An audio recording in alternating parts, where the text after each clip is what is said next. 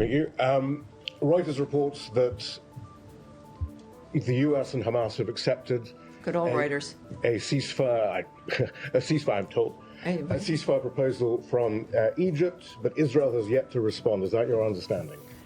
I don't have an understanding about what might be negotiations, nor am I going to speculate or guess. Of course, things we do know is that the Egyptians care about this situation. There is the Arab plan. We know that has been discussed.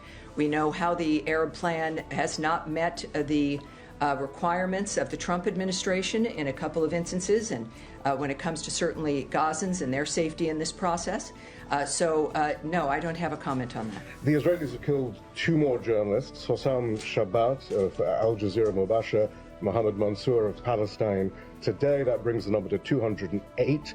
Each one was individually targeted. The IDF says they used extensive intelligence gathering and precise munitions. Shabbat killed in his car, Mansour in his house. The Committee to Protect Journalists has once again noted that the deliberate targeted killing of journalists is a war crime. Do you have any comment?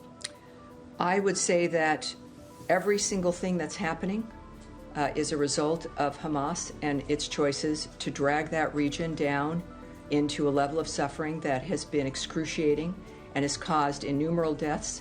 And of course, their reaction on October 7th, when there was a ceasefire and people were living in some relative peace, they decided to break that with an atrocity that was just certainly the most Jews killed in a single framework than during the Holocaust.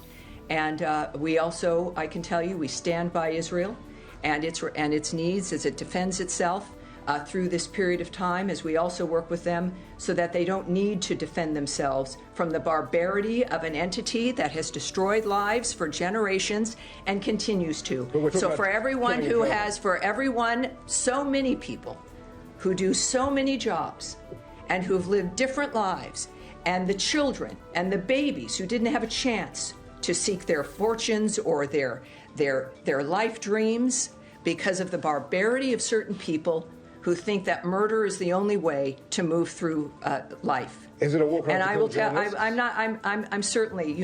I'm not going to stand here and declare what's a war crime and what isn't. But what we do know is a crime is the mass slaughter of any individuals. Certainly, the targeting of people simply because of who they are. That Jew hatred is a signal regarding the barbarity and the nature of who it is you're dealing with. The world knows that if you don't stop it and don't confront it as it bears its ugly face, it will not stop. And that is part of what this world now has decided, that when we say never again, we mean never again. But the principle. All right, behind Nadia here. Yes, sir, go ahead. Yep, thank you. Thank you, everyone. How are you? I looked up at a couple of my briefings and noticed that I looked a bit too much like Pete Bogman. So I got a haircut.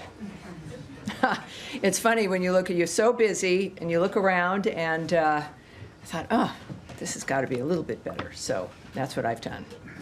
All right, thank you very much for joining us. Another full room, and I appreciate that very much.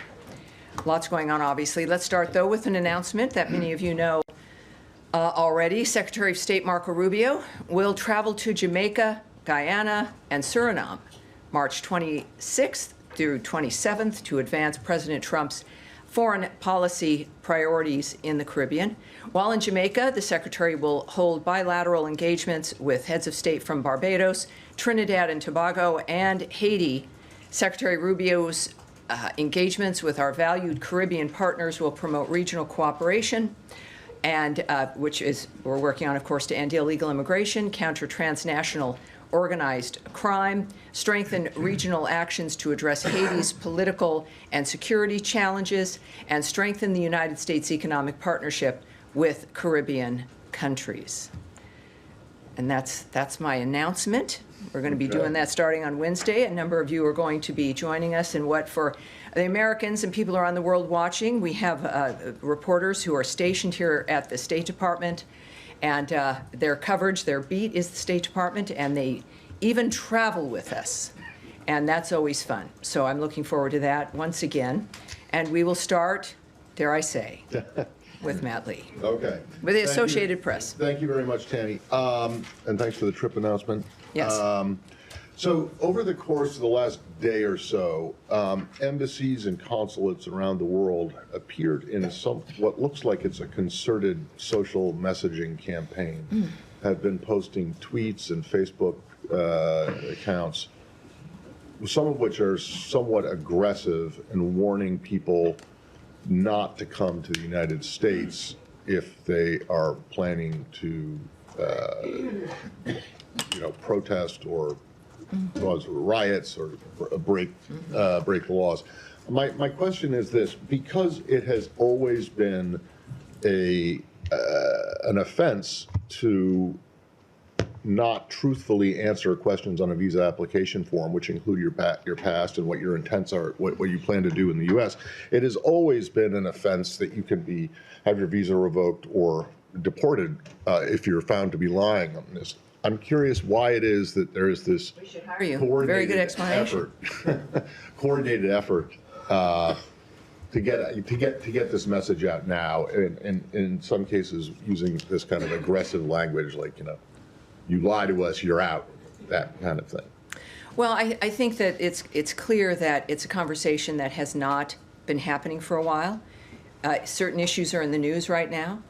There's a lot of new things that the world is hearing from a new administration, the Trump administration, which is in office because of its commitment to make America great again, certainly safe again, secure again, more prosperous.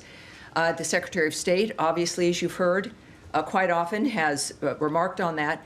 And part of that is what Americans see and what has been happening over the last several years when it comes to certain violence, certain attitudes, a rise in anti-Semitism, and of course in some public cases, which I won't be speaking on. But for citizens of other countries who want to come to America, I think it's reasonable. Their own countries, there's certainly some countries which are reminding their citizens that if you're going to be going to the United States, or really the argument could be to any other country, is follow the law, behave yourselves, be a good visitor, and you'll be fine. But I think that the nature of any kind of warning or reminder, as it should be, as you noted, is appropriate considering the nature of the things we've been reminding people about, which is a visa is not an entitlement. A visa and a green card are not birthrights. These are privileges. You're granted them because of what you present to the United States in trying to get it. Consular officers also talk with people and they ask you questions about why you want to come. Every sovereign nation in the world has an interest in controlling who comes in, knowing who's coming into their country, what their intentions are. We've learned this over the last several decades about the importance of security at points of entry. The world knows it, and so do we. And it is a good reminder, and we look forward to people taking it seriously. All right. Yes, Andrea Mitchell. Thank you very much, Tammy. I know the administration has always been concerned about operational security for military actions and others, things that are classified. Mm-hmm. There has been an unprecedented, to my experience, breach of operational security by a public dissemination on signal of plans for the Houthi attacks and discussions about those plans that included it has been confirmed by the National Security Council. These included the editor-in-chief of The Atlantic, Jeffrey Goldberg, on this signal chat over a course of several days. Mm-hmm. And we should note that Mr. Goldberg did not publicize any of the classified members, CIA people who were on this chat, nor any of the classified information on the ultimate day, 2 hours before the attacks took place. He thought he was being punked, that it was some sort of a trap, but eventually notified the White House about this. And the White House has confirmed that it's authentic. Secretary Rubio was part of all of these conversations. First of all, why was the cabinet secretaries and the National Security Cabinet discussing a potential military operation on Signal, which is a public app? And why didn't they notice a phone number that was not part of their group And how concerned is the Secretary about the implications of this? Well, I have two very short things to say to you. First is that we will not comment on the Secretary's deliberative conversations. And secondly, that you should contact the White House. But in this regard, this was a very extensive series of conversations involving, a very important military action. And the Secretary of State is the leader of foreign policy. Shouldn't he have an opinion about this? Well, from this podium, I'm not going to comment, and never would I comment in any framework, the Secretary's deliberative conversations in any regard. All right. Are you concerned about the breach I'm not. of security? I've said it twice, and I appreciate your persistence. It's why you're who you are. But I won't be commenting on that particular framework. All right, Daphne, go ahead. Can I move to Russia, Ukraine? I wish you wouldn't, but yes, of course. Trump said today that territory was being discussed. So I just wanted to follow up on some comments that Witkoff made over the weekend about Crimea, Donbass, and regions annexed by Russia. He said that the question is, will the world acknowledge that those are Russian territories? Is it the administration's view that Russia has a legitimate claim to these regions? What I can tell you, first of all, of course, is I'm not going to speculate. And once again, because of the approach of this administration, there are a lot of diplomatic talks going on. There's a lot of summits happening. There's a lot of conversations happening, the supermajority of which I cannot comment on to you about those kinds of discussions or the commentary from which they may or may not have been gleaned from. What we do know, and I would refer back to the nature of what we're trying to do here, and what we've said is first and foremost in our mind. There's one thing in front of us that everyone is doing, and that is to secure the peace of that region, of those two countries, which more even than the region, the entire world. And that's the singular thing that is being worked on right now in Saudi Arabia. It is the singular thing that the president has been focused on.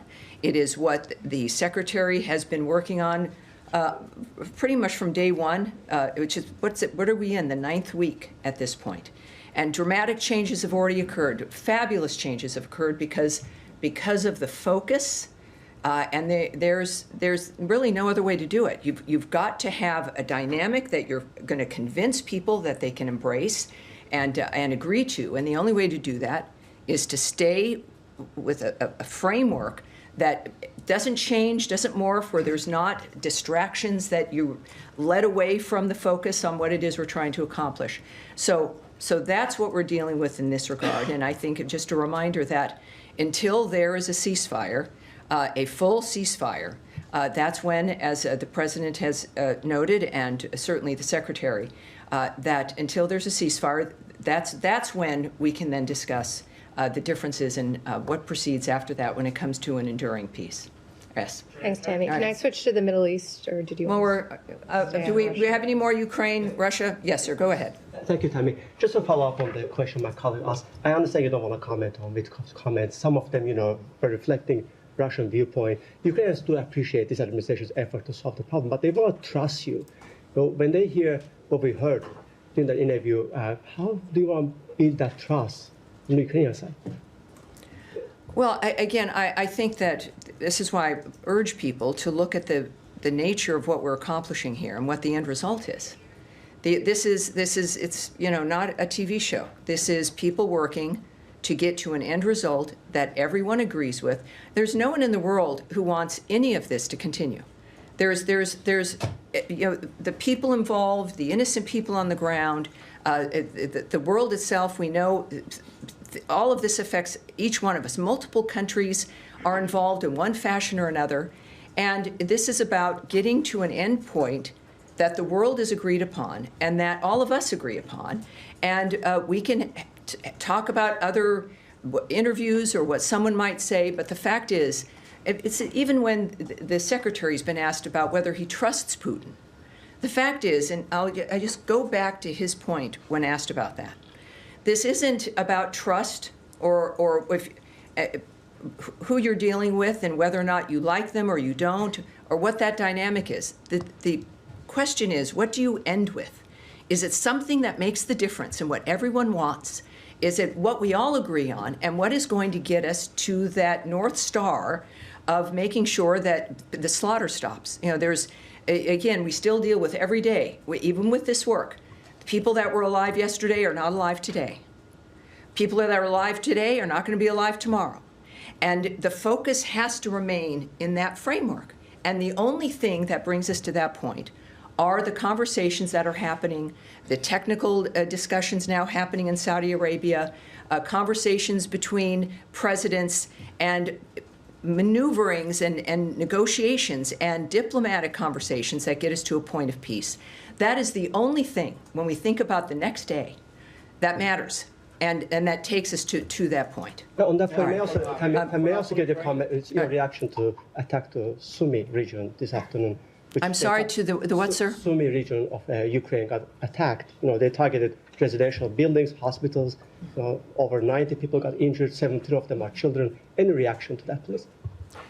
You know, all of us decry the impact. This is why we do the work we do on civilians. And it is why we continue to work for the ceasefire, and what the negotiations in Saudi are right now is to get that commitment and to get that done. So that's why we're doing what we do, because of the results like that in any war are problematic and heartbreaking, and we want to stop and reverse. So that's the point of why we're doing what we're doing right now. Yes? Thank you. Following up on this story that happened last week about the termination of a grant to the Yale initiative, research initiative, in trying to track down Ukrainian children that have been taken by Russia. You mentioned last week in this room that the data exists. It's not been deleted. Correct. We also got a comment from the State Department saying that the department does not hold the data for the conflict observatory. The data resides on a platform owned by MITRE as part of the program, and we were referred to MITRE.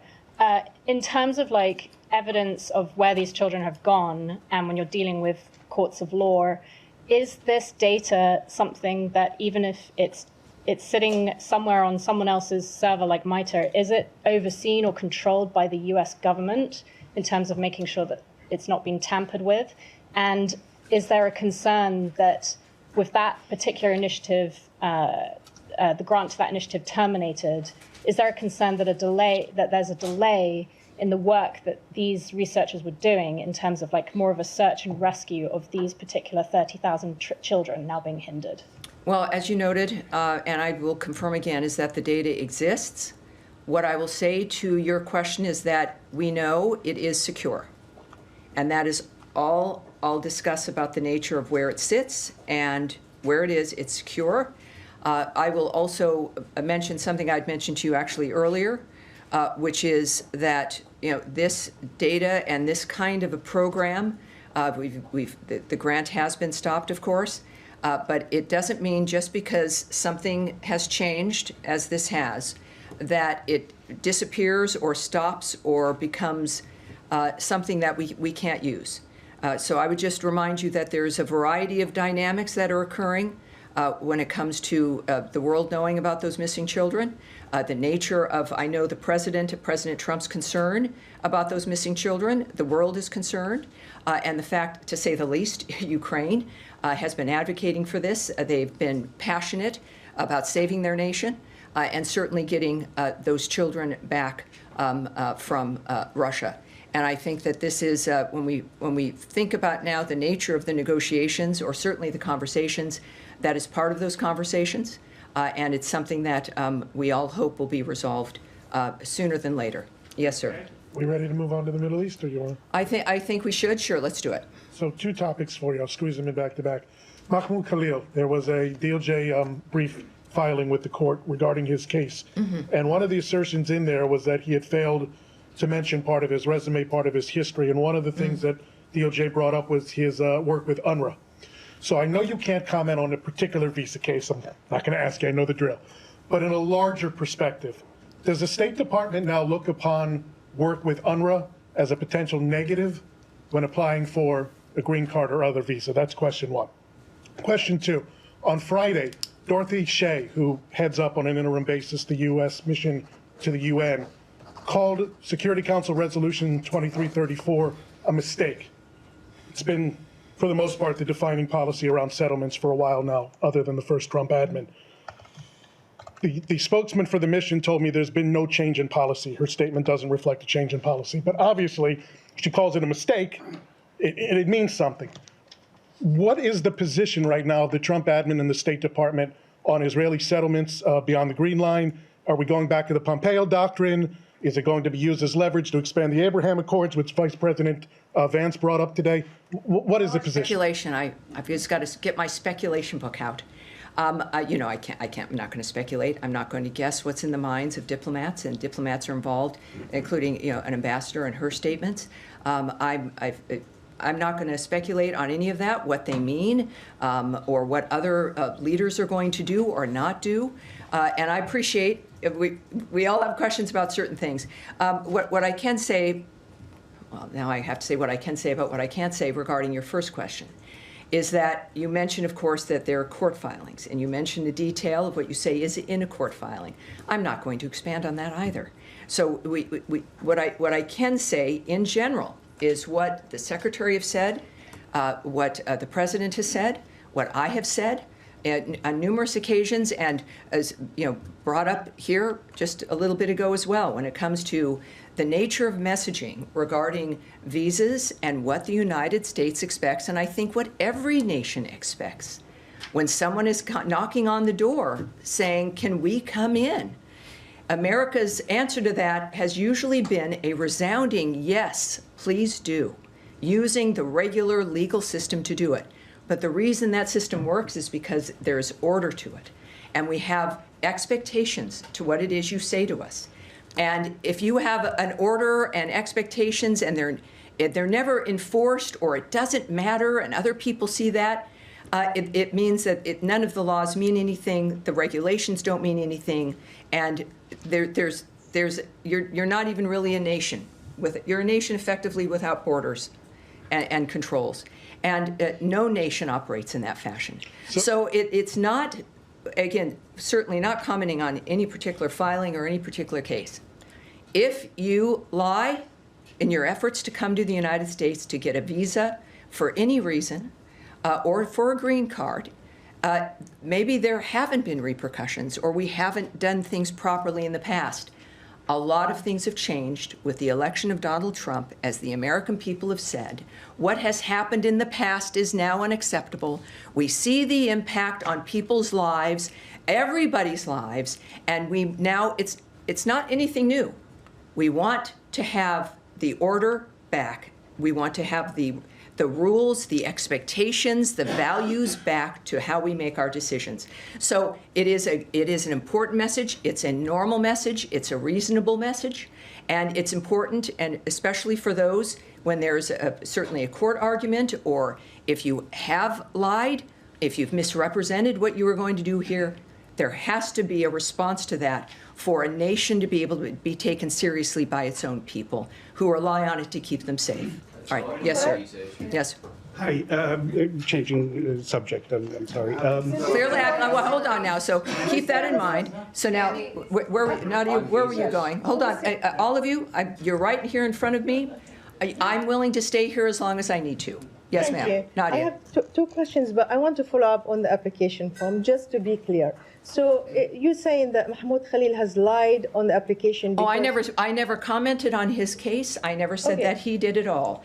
I'm saying that if anyone coming here, and when you're filing, if you're trying to get a visa or anything else, I never spoke about him and what he did or did not do. I'll take this one back. Yes. Fair enough. But what my question to you is, for example, the evidence was taken against him that he was a member of UNRWA. Nadia, I have to tell you, I'm not going to remark at all on a particular case. It's not going to happen. Let me try again, different way. Do you think that last chance. 3 strikes here. Do you believe that if somebody is a member of UNRWA, of the UN organization, and they did not disclose that if they apply for a visa, so somebody was coming, since UNRWA is not a terrorist organization, are they denied a visa? This is related to a court filing regarding a specific case including also we don't talk about visas and the specific dynamic there. I'm not going to speculate or confirm or not confirm any dynamic that belongs to consular officers, to laws, to court filings that occur, or to the visa process for individuals. I'm not going to do that. And so I'm sorry. I would love to be able to answer your question, but I can't. Yes. Okay. Yes. Go ahead. Yes. Has Israel briefed the United States on its plans for a renewed ground operation? And is this something that the U.S. supports, a massive ground operation into Gaza? Again, if there was a conversation about that, it is not something that I'm going to share the details with anybody anywhere. It's not Does the personal. U.S. support a ground operation? I'm not going to comment or speculate or anything in that regard when it comes to something as serious as negotiations in an area where there's a conflict that we are working every day to stop, and we have been the lead in the ceasefire aspects. We've been the lead in bridges to the next steps, and we are dealing with a terrorist organization that cannot remain at all in that region because of what they do. They then continue the suffering. And it's the simplest thing in the world. Hamas could release the hostages, which they still have, and the bodies of those that they've killed, and they could lay down their arms, and the suffering would end. All of this would end. And the questions come back, understandably, to the State Department, to Marco Rubio, to envoys, to people trying to get it to stop about one thing, or why haven't you done this, or would you do this? It is Hamas it's one step it could take, and the carnage could end. And I appreciate what you're asking, but I have certain limits in what I can express when it comes to the way decisions get made. But what we do know is that decisions have been getting made that have stopped the fighting, that have given us the first glimmer of hope in ages. And we're going to continue that kind of work because we do care, and we are determined to get peace. And we're the closest we've been in most areas than we've been in ages, and that needs to continue. Yes, sir, in the back. Can I follow up? Not at this moment. Yes, sir, in the back. I have a question on Ukraine and the European. If I can go back a little bit. My first question is, on which level the European Union will be involved in the talk in Saudi Arabia, if they will be involved?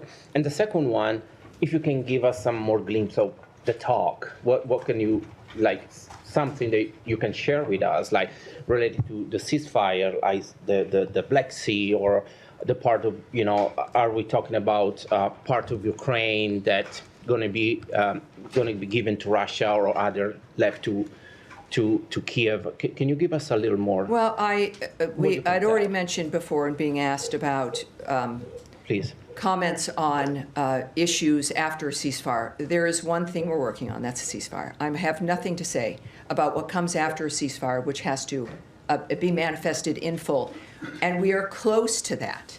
This is what's fascinating. We've never been closer, a breath away from a full ceasefire. And then, full stop, then a discussion about an enduring peace. It's doable. Humanity has done it in the past. We can do it again, but this is the time where there has to be new ideas, where this dynamic has to stop.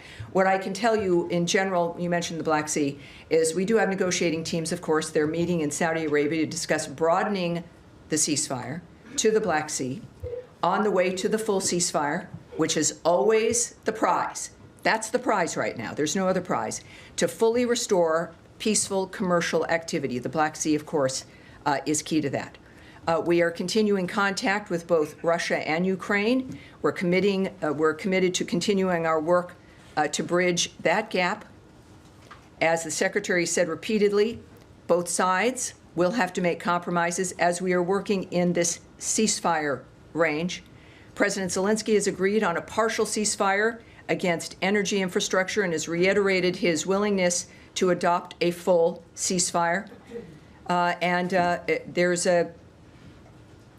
certainly the aspect of possibility of, these situations, these technical negotiations are going on now, that we hope to see where the parties have landed. And our work is about coming to an agreement about how we're going to make this happen. But the Black Sea is now directly discussed, and let's hope we have some success here. About the European Yes, sir. involvement. And is a gentleman here? In A couple of questions on Gaza. and you are, sir? Shia Britansi, Al Jazeera English. Terrific. How do you do? All right. Nice to meet you. Reuters reports that the U.S. and Hamas have accepted Good old Reuters. a ceasefire, I'm told, a ceasefire proposal from Egypt, but Israel has yet to respond. Is that your understanding? I don't have an understanding about what might be negotiations, nor am I going to speculate or guess. Of course, things we do know is that the Egyptians care about this situation. There is the Arab plan. We know that has been discussed. We know how the Arab plan has not met the requirements of the Trump administration in a couple of instances, and when it comes to certainly Gazans and their safety in this process. No, I don't have a comment on that. The Israelis have killed 2 more journalists, Hossam Shabbat of Al Jazeera Mubasher, Mohammed Mansour of Palestine. Today, that brings the number to 208. Each one was individually targeted. The IDF says they used extensive intelligence gathering and precise munitions. Shabbat killed in his car, Mansour in his house. The Committee to Protect Journalists has once again noted that the deliberate targeted killing of journalists is a war crime. Do you have any comment? I would say that every single thing that's happening is a result of Hamas and its choices to drag that region down into a level of suffering that has been excruciating and has caused innumerable deaths. And of course, their reaction on October 7th, when there was a ceasefire and people were living in some relative peace, they decided to break that with an atrocity that was just certainly the most Jews killed in a single framework than during the Holocaust.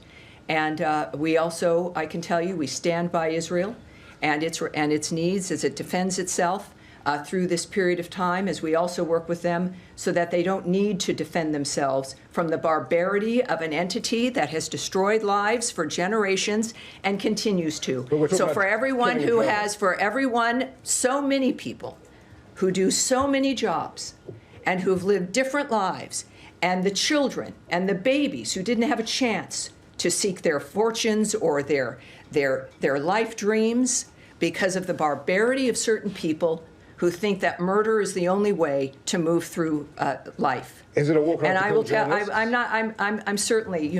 I'm not going to stand here and declare what's a war crime and what isn't. But what we do know is a crime is the mass slaughter of any individuals. Certainly, the targeting of people simply because of who they are. That Jew hatred is a signal regarding the barbarity and the nature of who it is you're dealing with. The world knows that if you don't stop it and don't confront it as it bears its ugly face, it will not stop. And that is part of what this world now has decided, that when we say never again, we mean never again. But the principle. All right, behind Nadia here. Yes, sir, go ahead. Thank you. So much, Tammy. A question on the Iranian-backed groups in Iraq and the Popular Mobilization Forces, PMF. The Iraqi parliament remained deadlocked over a law regarding the Iranian-backed groups with political division. And now, I'm sorry, when you look down, it's interesting. I know you all have microphones in front of you. Yeah. I can't hear you. So can you just repeat that again so I can answer you properly? Yeah, my question is about the Iranian-backed groups in Iraq and the PMF. Yes. The Iraqi parliament remains deadlocked over a law regarding the Iranian-backed groups with political division. And the Washington Institute here in D.C. arguing that the law is less about genuine reform, but it's more about securing their role and their political and financial advantage for the Iranian-backed groups in Iraq. But my question is that how this administration assess the role of the Iranian-backed groups in Iraq. And the second question, there were reports circulating that this administration, including State Department, has requested the Iraqi government to dissolve the militia groups and the PMF. Have you made such a request? I can tell you a few things here. First, to strengthen Iraq's sovereignty, the government of Iraq must ensure it has command and control of all security forces within its borders, to include the PMF. These forces must respond to Iraq's commander-in-chief and not to Iran. We are also concerned that these Iran-aligned groups within the PMF including designated foreign terrorist organizations, engage in violent and destabilizing activities in Iraq. We continue to urge the Iraqi government to rein in these groups and hold them accountable for breaking Iraqi law. The president has no higher priority than the safety of U.S. personnel, and he has made it clear that the United States will defend itself, its personnel, and its interests. So I hope that answers your question. Yeah, thank you. Yes, Saeed, please. Thank you. You've been. Tammy. Yes, Very of course. quickly, I have a couple of questions. One on I'm not Gaza. surprised. One on Gaza. Thank you. One on Gaza and one on the West Bank. On Gaza, I want to ask you about the humanitarian situation. It's been determined that over 97% of Gaza's underground water is unfit for human consumption, and it's being held. Are there, I mean, aside from possibly talks for a ceasefire, another ceasefire, and so on, are there any talks that you're aware of to get the humanitarian aid going, especially the water going? And second, I want to ask you on the West Bank, but I'll wait until you answer this. Well, I mean, this is why we want, and we're very disturbed when Hamas did not perform to make sure that the ceasefire could continue, that they did not do what they said they would do. So we know, of course, when it comes to the groundwater, of course, it's a crisis. It's exacerbated by the fact that you have a terrorist group that just doesn't care. You know, when you think about the nature, we're concerned about groundwater. We know wherever you are and whoever you are, you know, about what makes life possible. And yet you are dealing with an entity controlling and had controlled that area that not only is not caring about the nature of a quality of life, they don't care about life at all. Their reason for being is to use human beings as human shields and to murder and to rape, to just create a kind of suffering that is unimaginable for civilized human beings. So, of course, we care about this. This is why this administration has been determined and has been focused on changing that environment so it doesn't repeat for every generation. There's a certain point where all of us in this room will be gone from this planet. And your children, or the people you know, and your grandchildren will be sitting in these chairs. If we can, as our generations, can try to please, there'll always be problems. But with what we've learned over the last several centuries, certainly the last century, and the beginning of this one, is that it cannot continue, so that they can have other conversations, and maybe even better ones. But that has got to be what we focus on, and I think that it's I don't want to just say it's not a given. But every time I see you, Saeed, you ask me questions and I answer you in a similar way. And I believe, I like you. You've gotten to know me a tiny bit. Is that I am serious when I say these things to you and say them to you from my experience working in this building with the people who've devoted their lives to dealing with these issues. People, I've mentioned the career people before, the bureaus that are in this building that work on the issues in the regions, certainly the people who are voted in by the American people. And it is every day, maybe I don't know what happened before in the last 50 years that makes it still an issue now. We are serious, beyond serious, that it's going to end. So I'm going to leave from there because I do, through the rest of the day and through this briefing, I end up answering, I think, many of your questions. Okay. And we're going to continue on. All right, now we're waiting patiently. Thank you, sir. Thanks, Tammy. Since this is my first briefing with you, Leon Bruno, AFP. Excellent. Thank you, sir. Everyone appreciate it. It's aware. Yes. I have two unrelated questions. Please. No way. Unrelated. All right. Unrelated, yeah.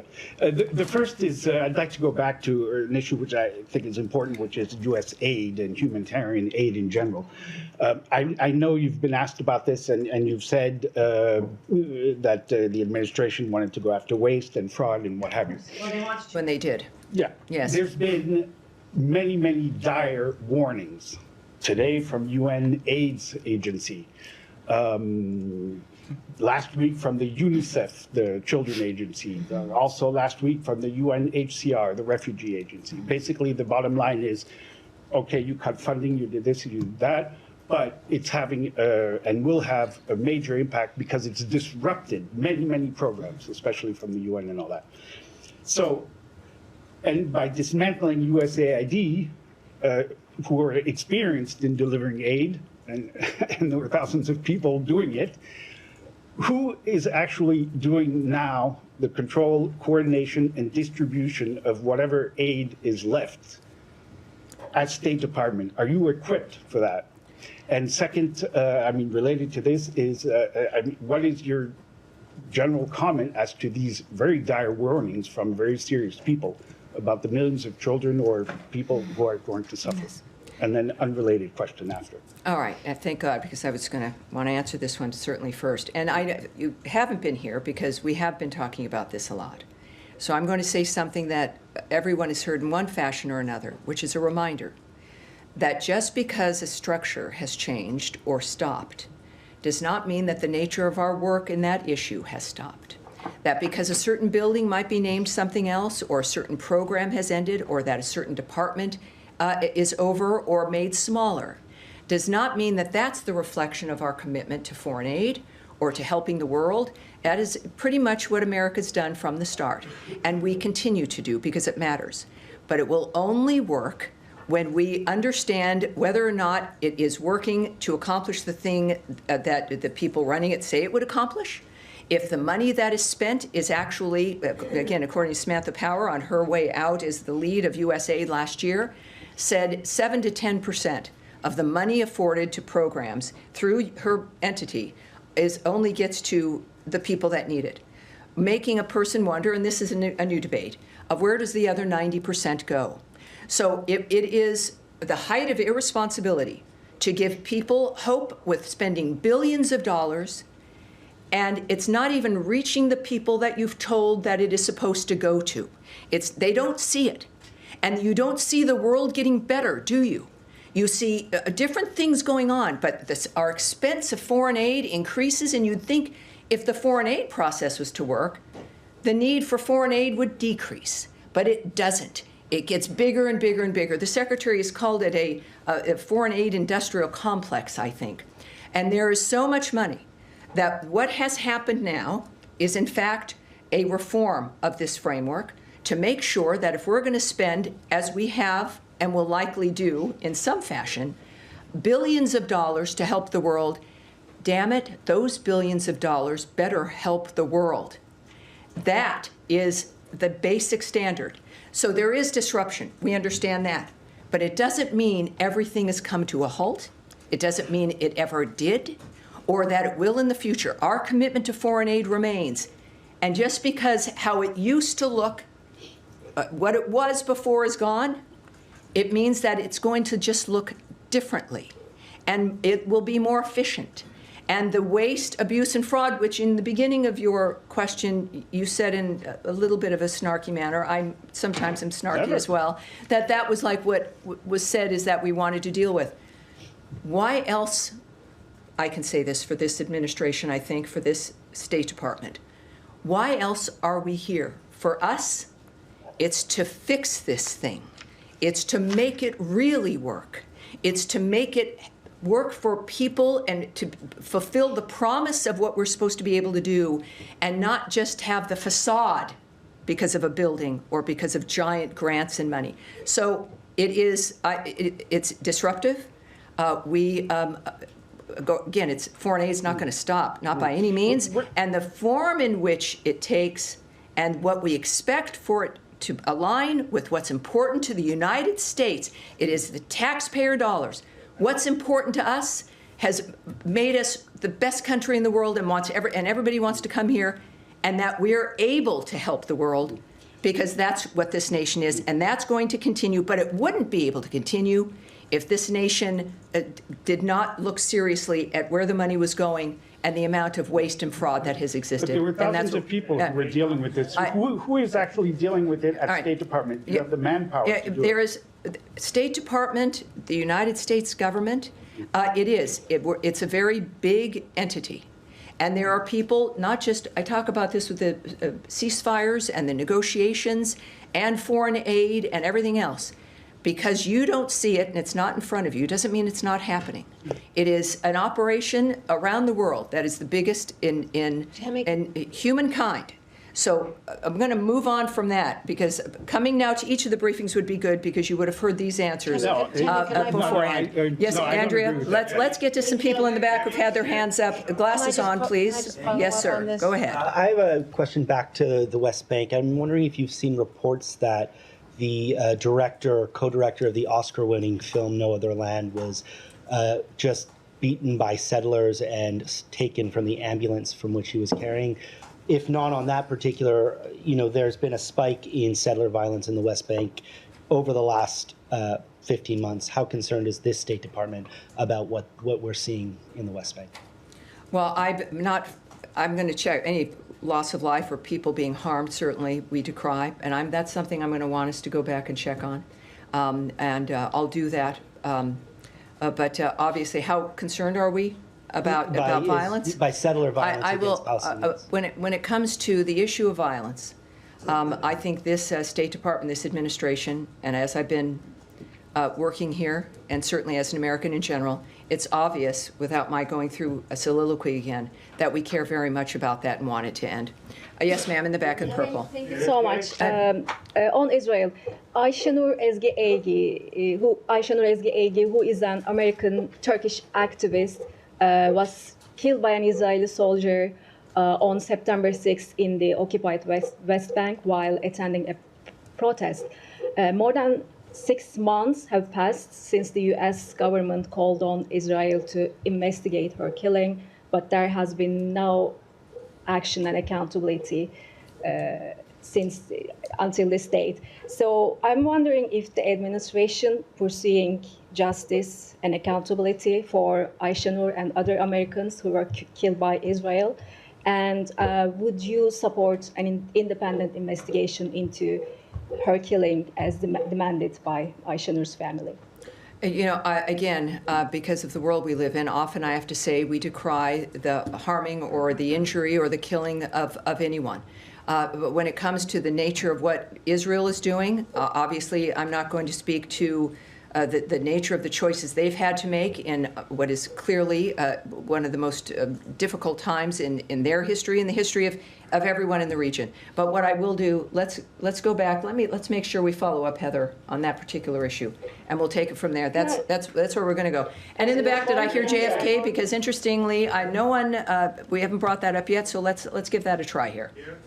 Who is JFK? So who keeps saying JFK? Excellent, thank you. In the back? All right, let's do it. JFK assassination is obviously back in the news, and Jefferson Morley of JFK Facts was on Bill O'Reilly's show, analyzing some of the documents that the Trump administration has released. One of the revelations that he discussed was the fact that James Angleton, the CIA counterintelligence chief, had relied on Israelis as part of his intelligence gathering operations, which included monitoring Oswald prior to the assassination. As you may be aware, JFK in the summer of 1963 was deeply concerned with Israel acquiring nuclear weapons. He had sent a series of letters to Ben-Gurion, Israel's founding prime minister, demanding that Israel allow inspectors. Ben-Gurion resigned just when he was pressed on the issue. I've got something I can say to this. Yeah, I do. You want me to say something? I got a question for you. All right. Israel continued stalling the inspections, and JFK was, of course, assassinated in November. Every president since has adopted Israel's policy of refusing to acknowledge the existence of Israel's nuclear arsenal. My question to you is, will this administration finally do so? Boy, we went from JFK and then to now Israel's nuclear arsenal. No, I understand. I understand. Here's what I will tell you about the JFK files. There's about 80. Excuse me, sir. Please. Thank you. About 80,000 pages of unredacted records related to the Kennedy assassination are currently being released, and I think they've finished at this point by order of President Trump. We know that also, as I'd been asked before, if there was any other material anywhere, this is it. This is all the material. It's out, and again, unredacted, and so that's good news. For my generation, this is also good news. Certainly, as you grow up with that kind of a dynamic that happened in this country, and now, of course, we happily can say that Robert F. Kennedy Jr. is contributing to the nature of our nation and making a difference as well. As far as the speculation and conspiracy theories, about what was happening regarding that assassination and in the decades that followed, I have no comment for you, and nor am I going to speculate or comment on that. But I appreciate you being here and asking in that regard. At the end, yes, sir. Go ahead, please. Thank you. So much Go ahead. Bangladesh. Please. Let's keep going. Thank you, Tammy. On Bangladesh, I have two questions. Bangladesh Army Chief warns of imminent Islamist extremist attacks on Bangladesh. Given the U.S. commitment to counterterrorism, what step is the U.S. taking to prevent Bangladesh from becoming another Afghanistan? Tammy, I have second question. How is the U.S. government addressing the unlawful imprisonment of journalists under Mohammed Yunus government and working to uphold press freedom in Bangladesh? Thank you. Yes, well, with the questions that we deal with a lot, I think that we go back to what's most important in the nature of how we handle other countries, what we expect of them, if we consider them our friends, the diplomatic scenario. Fortunately, we have an administration and a Secretary of State who's completely committed to diplomatic resolutions, to face-to-face conversations with our friends around the world, and certainly the impact, hopefully, of our strength and our president, who is known for taking things seriously, to know that we expect every country, certainly Bangladesh and others, to say the least, to follow the rules of human rights and to be cognizant and fair regarding the behavior and what their own citizens expect from their government. So I think that's a North Star for any nation, and I'm going to move on. We'll get one more in here. So yes, go right here, right here. Ahead of Second Lady Ushavance's planned trip to Greenland later this week, Greenland's Prime Minister called the visit a sign of American aggression and said that we're now at a level where it can in no way be characterized as a harmless visit from a politician's wife. Do you have a response to those comments, and do you see the relationship between the U.S. and Greenland as having deteriorated over the course of the past couple months? Well, I can tell you about the Second Lady's trip, so we'll start there. As the White House has announced, Second Lady Usha Vance will travel to Greenland with her son and a United States delegation to visit historical sites, learn about Greenlandic heritage, and attend Greenland's national dog sled race. The delegation will depart for Greenland on Thursday, March 27th, and return to the United States on Saturday, March 29th. When it comes to, I think, the details, the relationship between those two countries in particular, I would refer you to the White House for that. All right. I think that's it. All right. We're good. We're good. Thank you, everyone. I'm glad we got as much covered as we did. And no doubt, I'll be back on Friday, so we will be here Friday. And I'll see you then. Have a great rest of your day. Thank you. Thank you.